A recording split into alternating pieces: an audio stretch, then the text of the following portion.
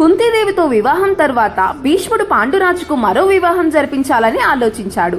ఈ కాలం సీరియల్స్ లో చూపిస్తున్నట్టుగా పాండురాజు స్వయంగా వెళ్లి వివాహం చేసుకోలేదు. భీష్ముడే బ్రాహ్మణులతో మహర్షులతో కలిసి మద్రరాజానికి వెళ్లాడు.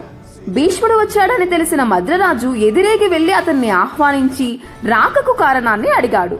అప్పుడు భీష్ముడు, మద్రరాజా, మీకు మాద్రి అనే సోదరి ఉన్నదని, ఆమె గుణగణాలకు పేరు పొందిందని విన్నాం.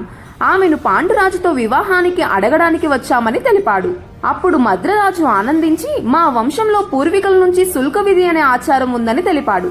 భీష్ముడు కులమర్యాద తెలిసిందే అని బంగారం, రత్నాలు, పగడాలు వేల కొద్దీ సమర్పించి మాద్రీదేవిని తీసుకుని హస్తినాపురానికి వచ్చి పాండు మహారాజుతో వివాహం జరిపించాడు.